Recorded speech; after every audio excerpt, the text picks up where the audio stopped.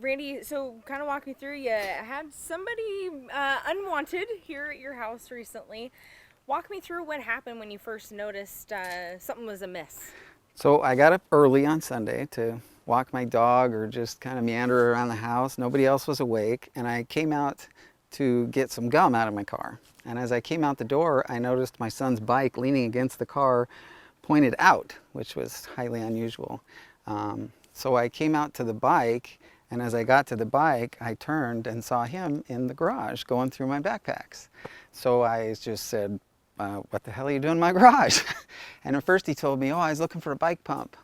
And I said, nah, I don't think so. So then he said, no, isn't this Steve's house? And I'm like, no, I don't think so.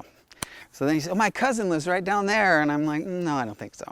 So I pulled out my phone and I took a picture of him. And then I started dialing the police. So I'm on the phone with him. I'm talking to the dispatch. And I said, just sit there. It'll be fine. If what you're saying is true, they'll come. They'll figure it all out. It's fine. Don't worry about it. So as we're talking, I'm still have. Oh, sorry. I want to keep you on. He's following you. So I'm on the phone with dispatch, the Cheney Police Department, and just kind of keeping him calm and trying to, hey, it's all good, and giving him my address and saying, please come. And then he started getting a little agitated, which made me a little. Now, okay, what's going to go on here? So I said, relax, they're on their way. And once I said they were on their way, he was about from me to you, and he had a can of mace, and he maced me. And then he jumped on me, grabbed me by the neck, threw me down on the ground. I managed to get on top of him, and he took that empty can of mace and just started pounding me in the head. So then I managed to get away again, and I threw him to the ground, and I was on top of him again, so he took that can of mace again. So probably a total of, I don't know, 15, 16 times he just pounded me right in the back of the head with that can of mace. And so then I'm kind of on top of him, and I look down, and he's grabbing for this radio that was on the ground in the garage, and he tries to start swinging it at me. So I think I got to keep him close to me so that he can't swing that radio at me. So I pulled him really close, and then I noticed right by his forearm was a pair of scissors that I'd dropped sometime that were sitting there. And I thought, now I don't want him close to me, because if he grabs those scissors or feels that they're there, now I'm in big trouble. So I just yelled at him, and right then I heard this something behind my head, which now I found out was a switchblade. And so I just yelled at him, and at the time I didn't know what was happening back here. I just heard something. So I yelled at him, I'm gonna let you go. And at that time he said, okay, let me go. So I kind of felt both our bodies relax, and I kind of got him up now, but I kind of kept a hold of his pant leg so that I could keep eye to eye with him, because I didn't know what was gonna happen next. So I'm just staring at him like, what's going to happen here? Are we going to keep fighting, or are you going to leave? I mean, what's going to go on? I just don't even know. So then he kicked my hand off of his leg and started bolting between the cars. Well, at that time, once he hit about here, the cops were flying up this hill with their lights on, and he saw them and bolted that way against my neighbor's house. And I came running out to at least see where he went. I wasn't going to chase him or anything, but I just wanted to see which direction he took off so that I could tell them. So I pointed which way he went, and it was all at once. Once my adrenaline let go, the mace hit me, the pain hit me, and I just came out to the edge here and just collapsed.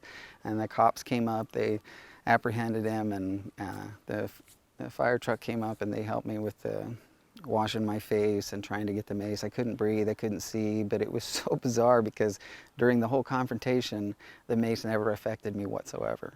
It was unbelievable, because right when I hit here, I saw the cops, everything all at once. It was bizarre. Adrenaline. Yeah. Weighing off. What was shocking to me was that initial relatively calm exchange you guys had when you discovered him in your garage, right? He was in your garage at the time. What do you think about that? I mean, I think it was probably his way of just keeping me calm, because when I initially saw it all happen and I saw him, And I said, what are you doing? He, oh, you know, every story you could think of is what I got, you know. Isn't this Steve's house? My cousin lives down there. My sister has an emergency. You know, I need a bike pump. I was calling out to everybody and nobody would help me. And I'm like, it's 5:45 in the morning on a Sunday. What? I don't understand what you're doing here. So even to the point of, I said, well, where's your bike? And he says, oh, it's out there by the mailbox. So I didn't want to turn my back on him, but I said, sit down right there. And he even sat down. And I was like, okay. So I kind of just peeked out. And of course, I couldn't see the bike through the cars or anything. Turns out there was a bike there. It turned out it was my neighbor's bike that he'd stolen. So there was a bike. And so. What's going through your mind? I mean, were you ever thinking, this isn't going to end well? When I saw the scissors, that was when but apparently that's what ended up saving, at least going to the hospital, if not my life, because he had that switchblade ready to go. If I hadn't seen the scissors with his access there, and I said, okay, I got to get you away from these, and I said, I'm going to let you go. I think he was about ready to use that. Yeah. So that for me was, and then finding out what that was, the noise I heard, and finding out that that was a switchblade, and I just found that out today. After learning that, I'm sure that's got to be, in hindsight, I mean, yeah, you don't know what you're up against. Right. It's a complete stranger. Right? And he kept me pretty, like I said, you know, he knelt down and he was listening, begging me, please, sir, you know, it's my sister, it's an emergency. And so it's confusing, you know. At first I thought maybe I knew the guy, right? Maybe somebody, one of my neighbors or whatever. So you got to process all of that. So then when he maced me, that was when it was like, okay, this is game on now. Now I'm fighting for my life here, right? But up until that point, it was pretty calm. I mean, even when he first stood up and I said, just sit down again, you know, wait. And he's like, you sit down. And I was like, uh-oh, this is... And he maced you after, you mentioned you're on the phone with police and you said they're on their way. And yes. That's when he reacted with the mace, right? Yeah.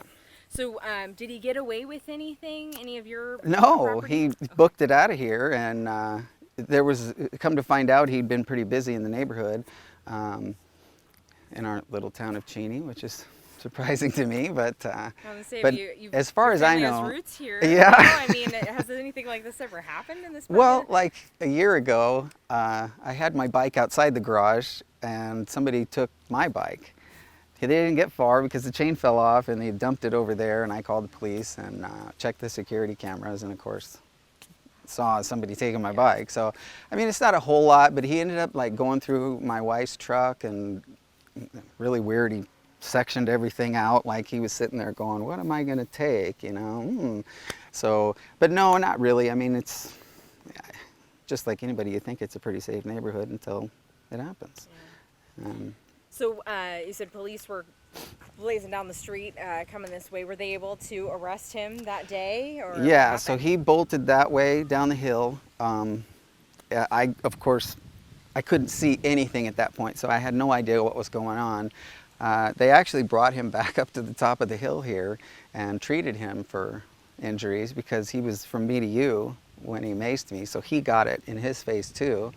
And apparently they said he'd had surgery and he had now some complications from that, but I mean, that's his choice going out. But you got a pretty rough beating too. Yeah. So you got hit on the head? Yeah, he grabbed me by neck. Well, not anymore. It was, you know, a little over a week ago, but I took pictures and sent it to the police and everything. But yeah, he did quite a number on my head. My neck was super sore. It still is. My knees hurt really bad. I mean, it's still just now these aches and pains and that I'm still trying to recover from. And like I said, it was just today that I found out it was a switchblade, so that was pretty rough to hear. So kind of moving forward, I guess, do you think it was handled well by police? I mean, it sounds like they were on their way. Yeah. They caught him within 3 minutes. I mean, it was in a blink of an eye. They had him, but it was 5:30 in the morning on Sunday. Every cop car in Cheney was on it. So, I mean, they were all parked up here helping me. So, no, they did a fantastic job. Do you feel, I guess, how does this change your view of the neighborhood or even your family's safety? Well, my view of the neighborhood, not much. He's not from here, So he picked this neighborhood that night. Big mistake. There's a lot of guys like me here that aren't going to put up with it. But so the neighborhood's fine. I mean, you know, we don't have any problems with any of the local kids or anything. As far as me goes, I do have a concealed weapons permit, and I'll be carrying a lot more. So it just, you know, it makes you wonder and worry about that kind of stuff. But you're doing okay today. Yeah. Good to see that, you know, not, you know, permanent injuries to yourself, and glad to hear that your family's okay. So the bike, we got the bike back though. Yeah, no the bike no got damage back. to the bike, No. right? All right. Anything else you'd like to add about kind of what happened? I think that hits it on the head. Yeah.